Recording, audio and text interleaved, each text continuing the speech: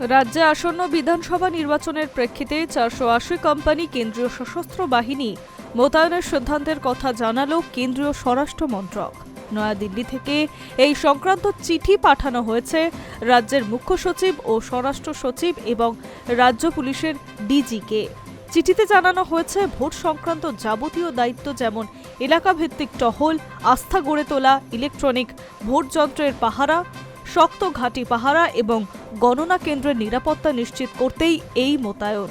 কেন্দ্রীয় বাহিনী পাঠানোর সূচি নির্দিষ্ট করে দেওয়া হয়েছে। 1 মার্চ প্রথম দফায় 240টি কোম্পানি পৌঁছবে। এর মধ্যে কেন্দ্রীয় রিজার্ভ পুলিশ বাহিনী সিআরপিএফ 110, সীমান্ত নিরাপত্তা বাহিনী বিএসএফ 55, সিআইএসএফ 21, তিব্বত সীমান্ত পুলিশ বাহিনী আইটিবিপি 27 এবং সশস্ত্র সীমা বলের এসএসবি 27 কোম্পানি থাকবে। দ্বিতীয় দফায় 10 মার্চ আরও 240 কোম্পানি আসবে। সেখানে কেন্দ্রীয় রিজার্ভ পুলিশ বাহিনী সিআরপিএফ 120, সীমান্ত নিরাপত্তা বাহিনী বিএসএফ 65, সিআইএসএফ 16, তিব্বত সীমান্ত পুলিশ বাহিনী আইটিবিপি 20 এবং সশস্ত্র সীমা বলের এসএসবি 19 কোম্পানি মোতায়েন করা হবে। সব মিলিয়ে মোট 480 কোম্পানি বাহিনী রাজ্যর দায়িত্ব নেবে। চিঠিতে আরও বলা হয়েছে, নির্বাচন পর্ব শেষ হলে ধাপে ধাপে এই বাহিনী প্রত্যাহার করা হবে, তবে তার সময়সূচি পরে জানানো হবে।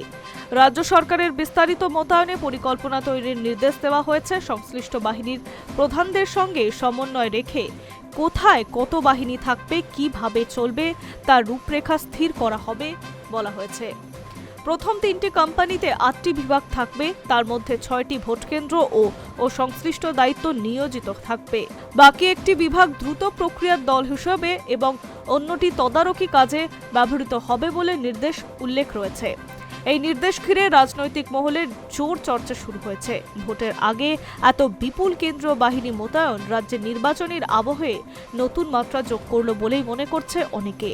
তাৎপর্যপূর্ণভাবে 28 ফেব্রুয়ারি এসআইআর এর চূড়ান্ত ভোটার তালিকা প্রকাশ হবে। ঘটনাচক্রে তার পরদিন থেকেই কেন্দ্রীয় বাহিনী মোতায়েন করা শুরু হয়ে যাচ্ছে।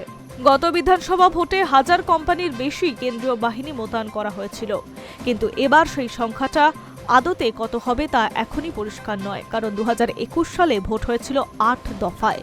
এবার জল্পনা অনেক কম দফায় ভোট হতে পারে বাংলায়। এক্ষেত্রে বাহিনীর সংখ্যাও কমতে পারে, তবে আপাতত ভোটের দিনক্ষণ ঘোষণার আগে রাজ্যে কেন্দ্রীয় বাহিনী মোতায়েনের বিষয়টি নিয়ে জোর আলোচনা শুরু হয়েছে। Hi News network.